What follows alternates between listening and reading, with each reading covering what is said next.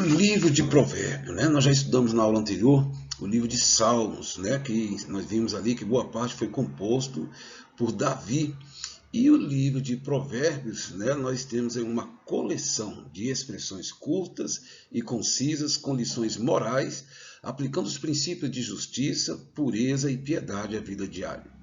Essa composição ela tem sentenças curtas, tiradas de longas experiências que possuem o intuito de educar ou aconselhar, né? E não são apenas ditos populares, mas uma destilação de sabedoria dos que conhecem a lei de Deus.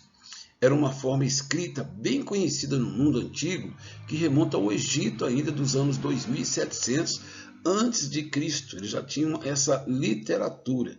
Nos tempos de Salomão, surgiam os primeiros filósofos lá na Grécia, os amigos da sabedoria popular.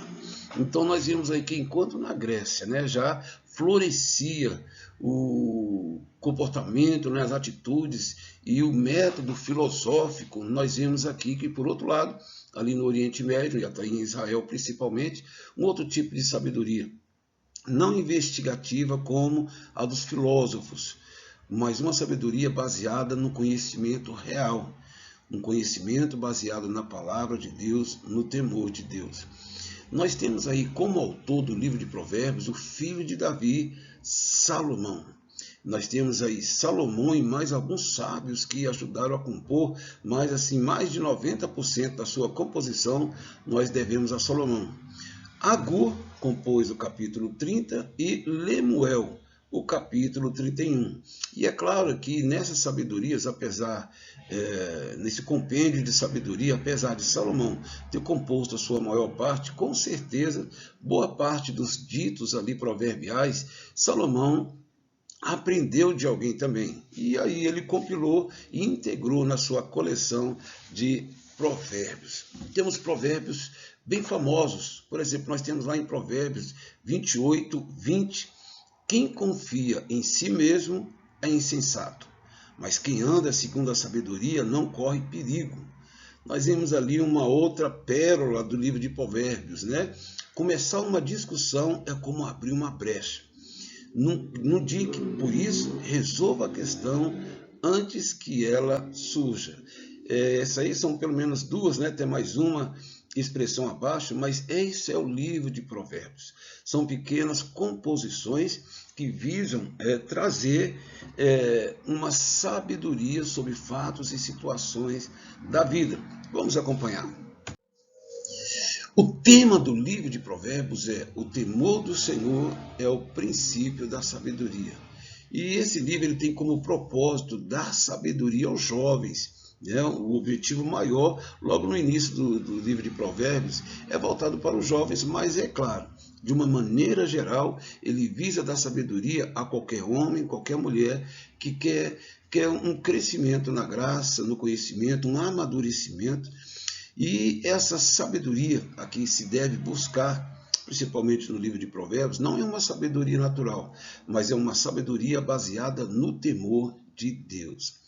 Jesus utilizou o provérbio, nós temos aí Mateus 25, versículos 6 e 7, e Pedro também utilizou ali o livro de Provérbios, em 1 Pedro, capítulo 2, versículo 17, e temos também aí, o que ele utilizou foi o provérbio 24, 21. Mas nós temos duas importantes colocações aí, que o livro de Provérbios é um dos poucos livros da Bíblia a apresentar-nos claramente o propósito para o qual foi escrito. E isso está logo no início do livro, no capítulo 1, versículo 2 a 6, que nos diz: o livro de Provérbios, o provérbio de Salomão, para se conhecer a sabedoria e a instrução, para se entenderem as palavras de prudência, para se receber a instrução do entendimento, a justiça, o juízo e a equidade, para dar aos simples prudência e aos moços conhecimento e bom siso. O sábio ouvirá e crescerá em conhecimento, e o entendido adquirirá sábios conselhos.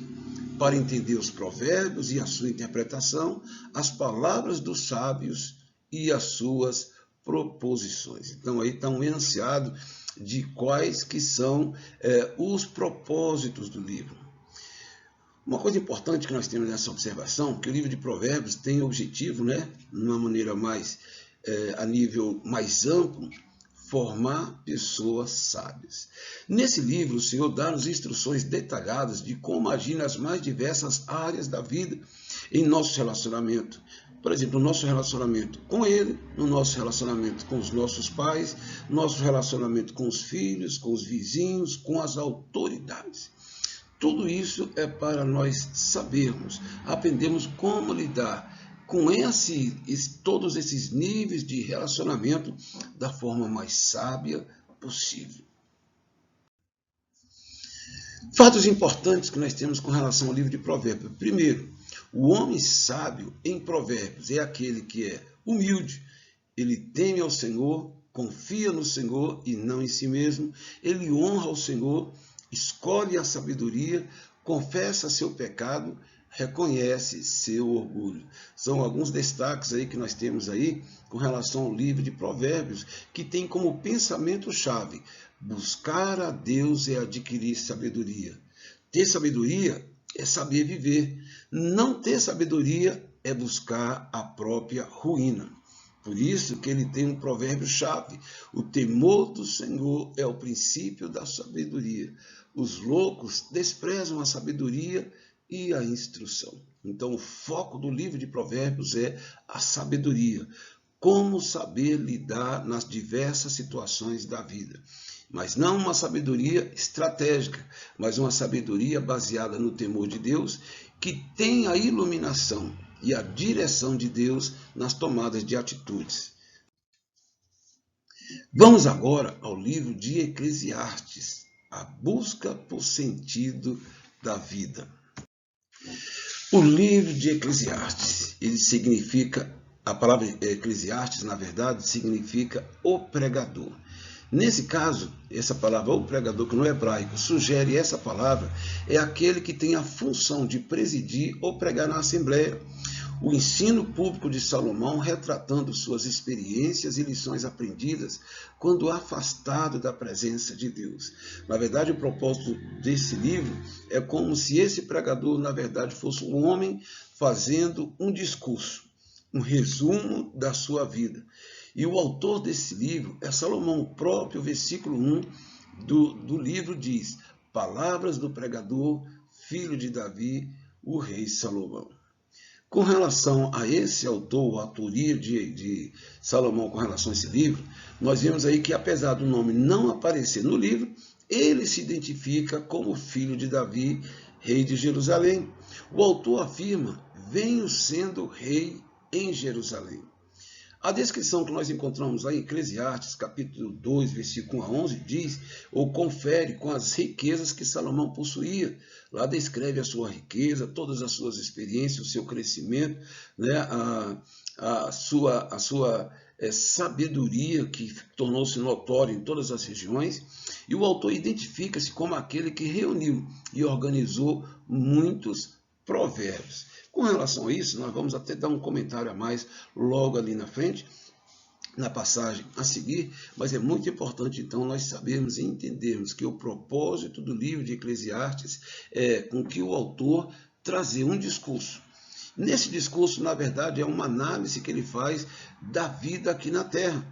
Quais são o que ele aprendeu com relação à sua existência, o que ele observou com relação à existência humana, e ele faz essa comparação entre a existência humana e a sua própria existência. E ele vai fazer uma análise não muito positiva com relação a isso, principalmente porque nós vamos ver que o autor foi Salomão, e infelizmente Salomão foi uma pessoa que começou bem, uma pessoa que começou ouvindo a voz de Deus, buscou agradar a Deus, mas no decorrer do caminho ele teve grande fracasso, porque ele se afastou do conselho de Deus e se apegou a conselhos de suas mulheres que ele escolheu, mulheres pagãs que tinham outros deuses.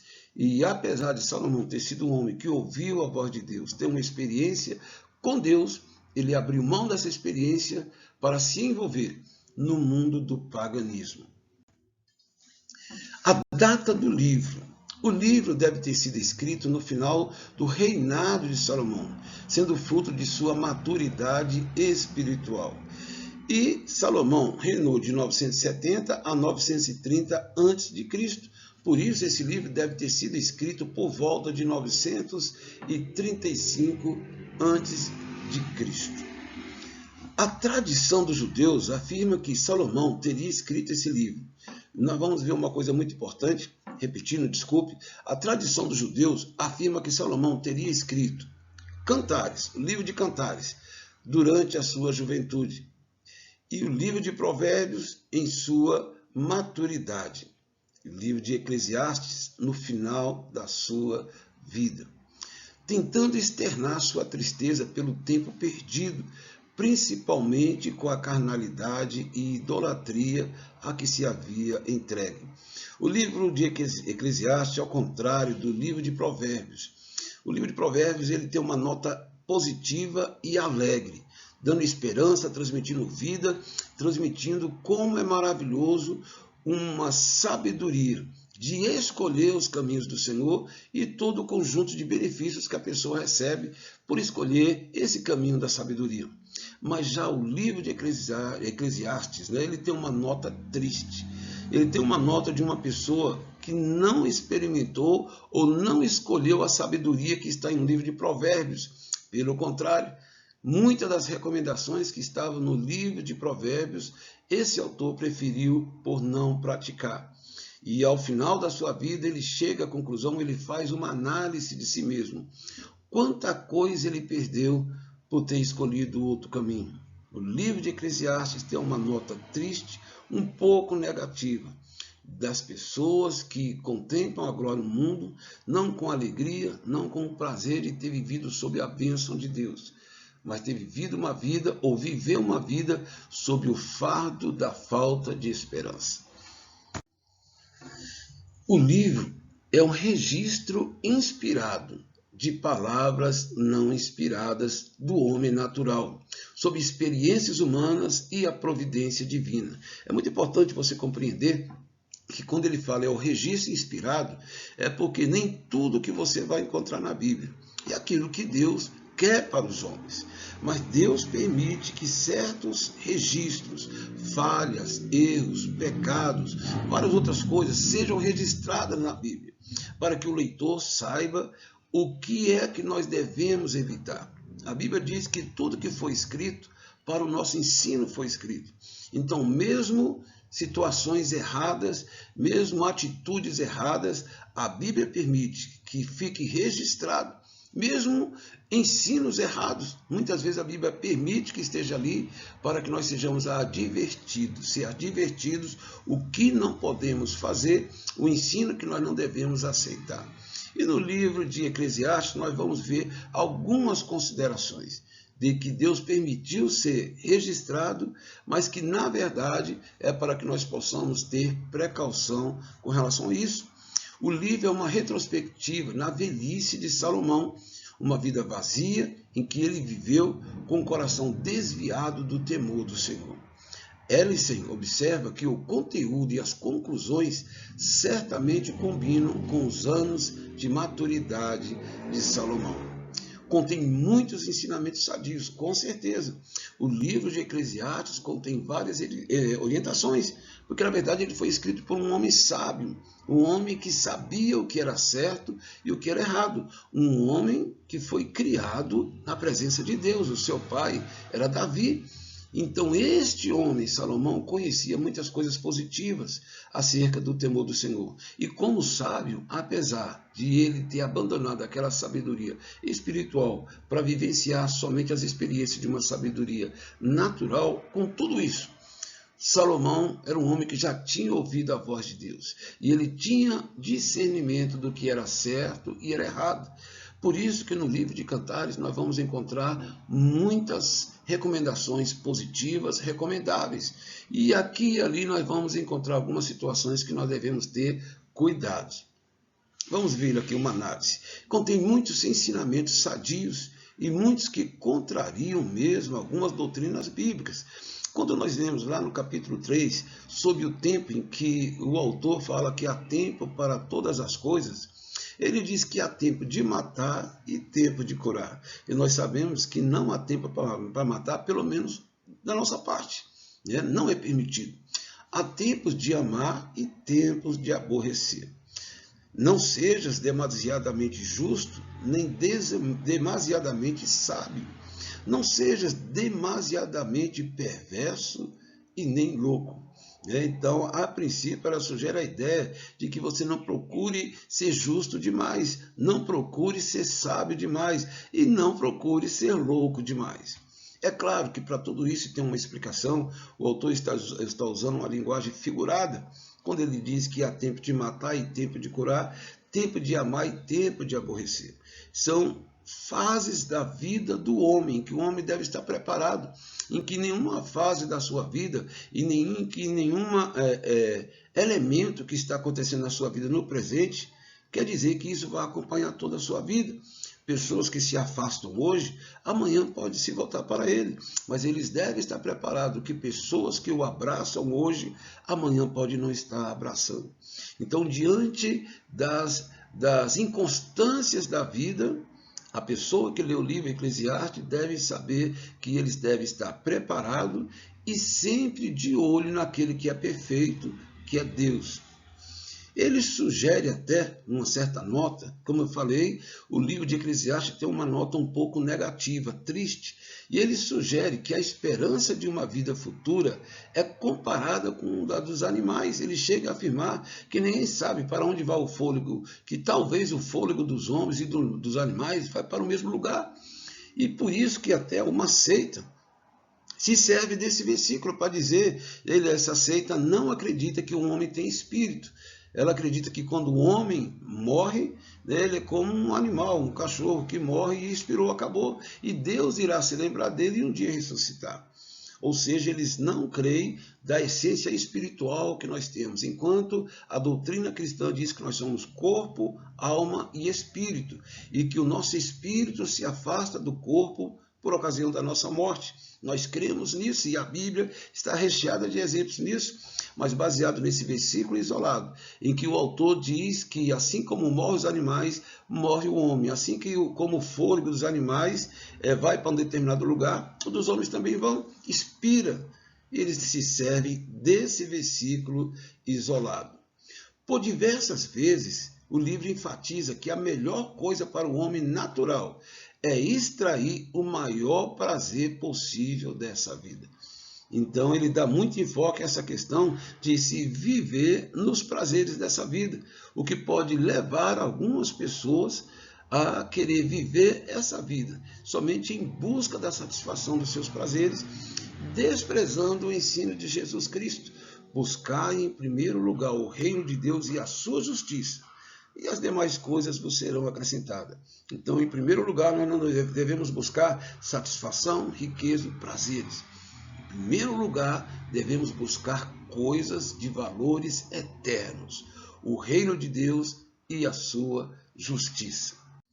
Uma coisa importante na tradição judaica é que eles leem o livro de Eclesiastes por ocasião da festa dos tabernáculos ou festa do Sukkot. É uma festa em que há uma celebração pela colheita. Então, os judeus, eles aproveitam para agradecer a Deus pela colheita, que ali eles conseguiram realizar, e é uma festa de grande expressão de alegria. Mas por que esse livro é lido exatamente nessa época? Porque nesse período de grande fartura, há o perigo do homem se esquecer de Deus, seu Criador, e pode levar o homem a pensar que foi o seu poder e a sua força das suas mãos que conseguiram tanta riqueza. Há também o perigo dele pensar que trabalhar e acumular fortuna é o grande sentido dessa vida, esquecendo-se que há valores maiores e mais elevados, os espirituais. Já que a tônica do livro de Eclesiastes é provar o quanto os labores dessa vida, as riquezas, sabedoria, ou tudo que se possa usufruir dessa vida, tudo é vaidade, tudo é passageiro, tudo é vão, porque ninguém leva nada daqui. Ainda que o homem possa gozar por um período dos prazeres, das conquistas dessa vida, nada ele vai levar. E a tônica, então, do livro de Eclesiastes é: já que não vamos levar nada, a melhor coisa que nós devemos ter nessa vida é o temor do Senhor. Porque um dia prestaremos contas. Então, por isso que esse livro ele é lido por ocasião dessa grande festa, celebração da fartura, para que o homem não ponha o coração. A Bíblia já diz isso no Novo Testamento, para nós não colocarmos o nosso coração, as nossas expectativas na riqueza, que é vã e é passageira. Enquanto em Provérbios nós temos a sabedoria que tem seu princípio em Deus, em Eclesiastes o autor trata da sabedoria natural, que, separada de Deus, procura encontrar a verdade e a felicidade. Em Provérbios encontramos gozo e contentamento ao meditar sobre a sabedoria divina. Mas em Eclesiastes nós temos um tom de tristeza, desalento e perplexidades, ao ver o fracasso da sabedoria natural, ao tentar resolver os problemas humanos e obter a perfeita felicidade, separados do temor de Deus. Salomão ainda tinha riqueza e sabedoria, mas não tinha graça e o temor de Deus.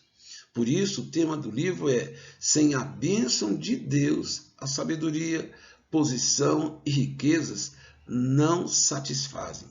Muito pelo contrário, trazem cansaço e decepção.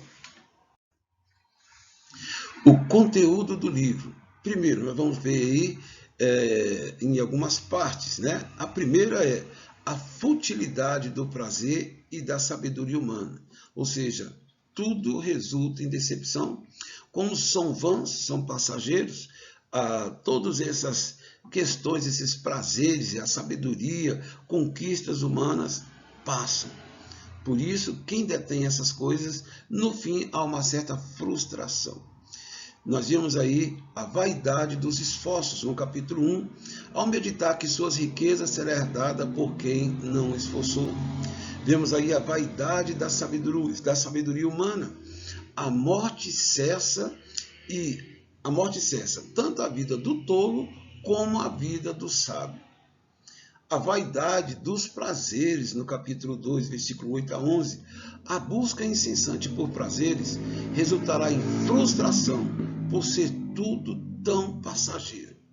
Então nós temos conclusão que a melhor coisa para o homem natural é extrair o maior prazer possível dessa vida e, ao mesmo tempo, se esforçar ao máximo a viver uma vida moral, reconhecendo que, separado de Deus, quem pode comer ou se alegrar efetivamente de maneira constante.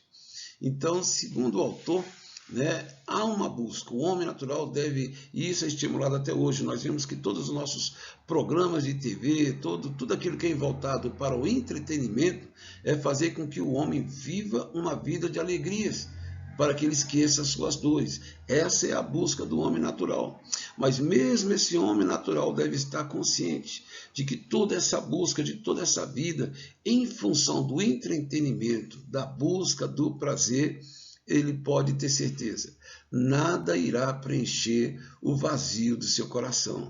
A parte de Deus, ou separado de Deus, não há alegria eficaz. Ainda comentando sobre o conteúdo do livro, nós temos a segunda parte, a terceira e a quarta. A segunda diz que a felicidade terrestre, seus obstáculos e meio de progressos estão cercados de dificuldades. Dificuldades, incertezas, frustrações, porque no contexto da busca da felicidade há todo um labor, e esse labor não preenche o vazio existencial. Ele tem frustrações, porque a pessoa, depois de tanto lutar, tanto conquistar, sabe que irá perecer e que a pessoa que irá levar tudo isso não usufruirá todo o labor do seu trabalho e sem ter feito o mesmo trabalho de quem o conquistou. Isso pode levar o autor, devido a essas situações adversas, que então a pessoa pode viver uma vida de prazeres para que ele mesmo se satisfaça, buscando a sua própria satisfação, uma nota de egoísmo. Ou ele tem uma outra opção, viver segundo o temor de Deus, se abstendo da avareza, da prática da injustiça e da violência, buscando ter o gozo nessa vida, mas um gozo moderado. Então são dois extremos diante da dificuldade da vida. Ou a pessoa busca, nesse contexto da sua breve vida, procurar uma vida de satisfação, em prazeres, apesar da dificuldade, ou a pessoa vai direcionar todas as fragilidades da sua vida e da sua existência baseadas no temor de Deus, sabendo que um dia seus atos, as suas práticas serão julgadas por Deus. Temos o item 3 de que a verdadeira sabedoria prática não consiste em descobrir fontes terrestres, como felicidade, como a riqueza, né? Que se pensa que a felicidade é conquistada quando se é rico, porque os que a possuem não alcançam o verdadeiro e duradouro gozo. Nunca escapam do sentimento de futilidade e com relação à incerteza do futuro. Então, que a verdadeira sabedoria ela não busca essas conquistas. Ela tem uma visão que o leva mais além de saber que essas coisas, conquistas aqui são passageiras. E os que a detêm têm um sentimento de vazio, um sentimento de frustração, porque aquilo que ele tanto lutou para conquistar, na verdade não preencheu o vazio do seu coração. Por isso que a verdadeira sabedoria ela é baseada no temor de Deus, porque ela traz ao espírito do homem elementos e virtudes de valor eterno. A relação da verdadeira sabedoria e a vida do homem. Como nós já vimos, então, que a verdadeira sabedoria é o temor do Senhor. Embora o resultado do trabalho do homem seja às vezes incerto, ele não deve desanimar de buscar sabedoria. Há incertezas nessa vida, há frustrações, há coisas que não podemos conquistar, ações que não podemos realizar, mas há uma sabedoria que vem do alto e nós devemos sempre buscar, porque essa sabedoria conforta o nosso coração. Nós vamos aqui então para o próximo bloco com relação ao conteúdo do livro de Provérbios. Então é muito bom, importante nós chegarmos à conclusão que apesar da nota negativa do livro de Eclesiastes, no sentido de há uma certa falta de esperança, mas ele sempre procura, apesar desse lado negativo, né, um tom um pouco negativo e sem esperança, mas o autor procura deixar claro, se ele está triste, se ele está sem expectativa, se deve às escolhas dele. Mas ele, como um livro de uma pessoa, o pregador, né? Uma discussão, ele quer deixar para os seus ouvintes, para os seus leitores, que nós podemos ter outra atitude, uma atitude que ele não teve, para que um dia determinado na nossa vida não possamos olhar a vida de forma tão negativa como ele olhou, sabendo que ele teve tantas más escolhas. As principais conclusões, então, de Salomão, está lá no capítulo 11 e no capítulo 12. Principal conclusão, tudo é vaidade. Vaidade de vaidades, diz o pregador. Vaidade de vaidade. Tudo é vaidade. É a nota que ele chegou. Na verdade, essa vaidade quer dizer que tudo é passageiro. Tudo passa. Os que vivem em funções das coisas dessa vida estão buscando um vento, uma coisa que passa, uma nuvem que hoje tem e já não tem mais. A conclusão, então, de Salomão, um dos homens mais ricos e mais sábios que já houve na terra. Ele deixa claro no livro de Eclesiastes toda a sua busca. Ele buscou ter satisfação em todos os afazeres nessa vida. Ele plantou, ele investigou, ele foi cientista, ele foi empresário, né? Vamos supor assim, de uma maneira antiga, mas basicamente ele foi isso, ele foi um empresário de sucesso, ele foi um rei de sucesso, ele foi um grande líder, ele conseguiu riquezas, mas todas essas conquistas que ele conquistou foi fruto de uma busca, de uma investigação. Ele já tinha ouvido a voz de Deus para dirigir os seus passos, mas ele preferiu ter as suas próprias investigações, baseada na sua mente e não na revelação de Deus. E infelizmente, por isso, ele procurou viver, ele mesmo diz que que procurou ter experiências como se ele procurou ser louco por um tempo. Ele se entregou profundamente a várias coisas, a toda forma de prazeres, toda forma de experiência, toda forma de investigação. Ele procurou se lançar nessa vida. E, infelizmente, como ele procurou viver nessa forma, a nota de Eclesiastes é uma nota de arrependimento. Eu não devia ter vivido uma vida assim. Desperdicei a minha mocidade, desperdicei a minha saúde, desperdicei tanta coisa em algo que não me trouxe nenhuma paz. Então, o resultado de tudo foi decepção. O homem deve estar atento para a chegada dos dias maus, da velhice e da brevidade da vida. O temor de Deus para jovens e velhos é uma coisa que deve estar presente por causa do juízo vindouro. Está no livro, lá no capítulo 14, né, de Eclesiastes, em que ele deixa claro: olha, você vive com grande alegria com a mulher da sua mocidade, busca os prazeres, mas saiba que um dia o Senhor entrará em juízo para com tudo aquilo que você viveu nessa terra. E a tônica que está aí no livro de Eclesiastes, está no capítulo 12, versículo 13. De tudo que se tem ouvido, a suma é: teme a Deus e guarda os seus mandamentos, porque isso é o dever de todo homem. Eclesiastes, capítulo 12, versículo 13. E agora, irmão, nós temos o último livro a ser comentado dentro da série de livros poéticos, que é o livro de Cantares de Salomão. E nós vemos aí logo no primeiro versículo, né, que é a tônica do livro: as muitas águas não poderiam apagar o amor, nem nos afogá-lo. Ainda que alguém desse todos os bens da sua casa pelo amor, seria de todo desprezado. A tônica do livro de Cantares é uma poesia em que exalta o amor entre um homem e uma mulher, na mais pura essência desse amor. O nome Cantares de Salomão se deve, pela própria Bíblia hebraica, se deve em função do capítulo 1, versículo 1, que enfatiza ser esse o cântico principal de todos os cânticos de Salomão. Salomão compôs cerca de 3.000 provérbios, e foram os seus cânticos 1.005. Desses 1.005, dos cânticos de Salomão, de poesias de Salomão, esse é o que mais se destacou, o livro de Cantares.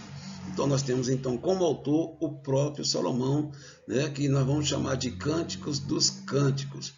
O tema desse livro é o amor do Senhor para com seu povo, que é tipificado pelo amor que há entre o esposo e a esposa. O estilo literário desse livro, o leitor deve estar muito preparado.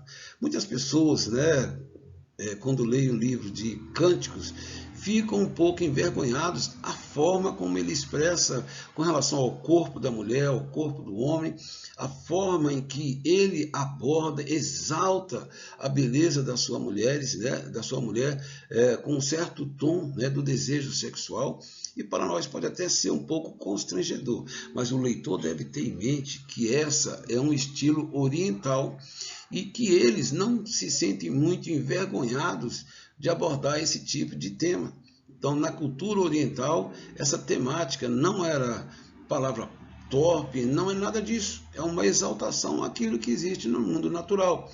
No nosso mundo ocidental, onde há muita depravação e falta de respeito para com o corpo, o humano, que é a imagem e semelhança de Deus, nós vemos coisas muito piores, lamentavelmente, nas televisões, nos meios de comunicação. Na verdade, a forma com que a expressa para denotar a sensualidade e a cobiça pelo corpo do próximo. Mas no caso do livro de Cantares, não há isso. Quando há uma exaltação com relação à apreciação que ele tem pelo corpo da sua companheira, ele não está usando de nenhuma forma impura ou negativa. Está certo? Então é muito bom estar preparado para quem lê o livro de Eclesiastes, que na cultura oriental isso é comum. O Dr. Campbell Morgan afirma, em primeiro lugar, era indubitavelmente um canto de amor terrestre, mas muito puro e lindo.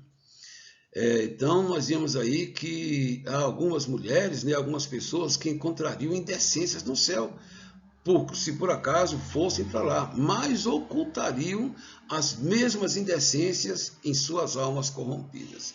Isso aí é um comentário que ele faz, mas que na verdade reflete o que nós vimos aqui.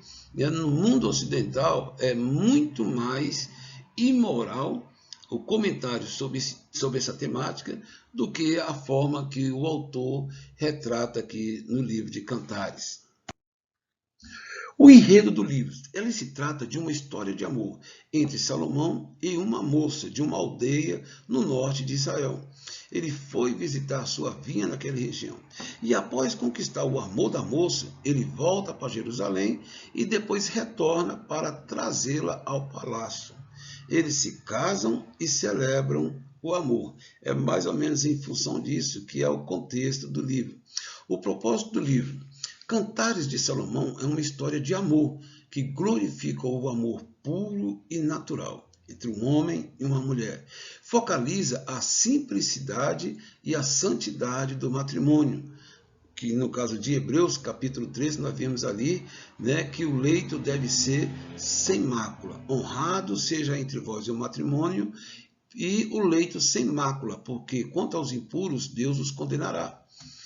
Embora seja uma história de amor entre Salomão e a Sulamita, um homem e uma mulher, ele serve também de uma forma, né, se nós formos espiritualizar o livro, então o livro primariamente ele tem uma função, isso que é muito importante, o objetivo do autor. Se nós vamos usar com outro sentido, já é uma coisa que fica a critério do leitor. Primariamente o livro foi escrito para enlaçar, né, para enaltecer a beleza de um relacionamento entre um homem e uma mulher. Primariamente, esse é o objetivo do livro. Então, ele pode retratar tanto esse amor, como também ele pode, de uma forma figurada, retratar o amor puro de Deus pela nação de Israel e de Israel por Jeová, que é Deus. Também, no segundo sentido, ele pode realçar o amor de Cristo pela igreja e a sua igreja, que é a sua noiva, por Jesus Cristo. Bom, meus queridos irmãos e amigos, chegamos aqui ao fim dos comentários sobre os livros poéticos. Estudamos sobre o livro de Jó, o livro de Salmos, o livro de Provérbios, o livro de Eclesiastes e o livro de Cantares. Em todos eles, apesar da beleza, a forma como as ideias são organizadas, a poesia hebraica é linda e ela se torna mais linda ainda por causa da inspiração. O Espírito Santo inspirou a forma, as palavras, a maneira como essas palavras seriam construídas, o que o torna mais belo e ímpar, para encontrarmos no mundo poesias de equivalente valor. E o importante em todos esses livros, apesar do seu tom poético, também é o tom maior, é o tom da fé, o tom da confiança de que Deus é bom, da benignidade de Deus, da bondade de Deus, do amor de Deus para com o homem e como é importante que o homem tenha também, corresponda a esse amor, tendo temor e amor a Deus. E isso em qualquer momento da sua vida, mesmo em momentos maus. Encontramos muito isso no livro de Salmos. E eu queria deixar aqui, para finalizar, essa observação, essa forma poética de expressão de fé do nosso querido Jó, que no momento mais difícil da sua vida conseguiu expressar o que havia no seu espírito. Se o corpo dele estava sendo destruído, se a sua vida financeira, se a sua família também foram destruídos, dentro dele o espírito não havia sido destruído. Havia uma expressão de fé dentro desse espírito e é dentro dessa expressão de fé que ele nos diz: porque eu sei que o meu Redentor vive e que por fim se levantará sobre a terra. E eu, ainda em minha carne, verei a Deus. No momento da adversidade, ele lançou uma expressão de fé de que Deus era poderoso para mudar aquela situação dele. Que Deus te abençoe. leia bastante os livros poéticos, leia o livro de Salmos, leia Provérbios, leia Cantares, leia Eclesiastes. Todos esse conjunto de livros certamente fortalecerão a sua fé. Que Deus te abençoe em nome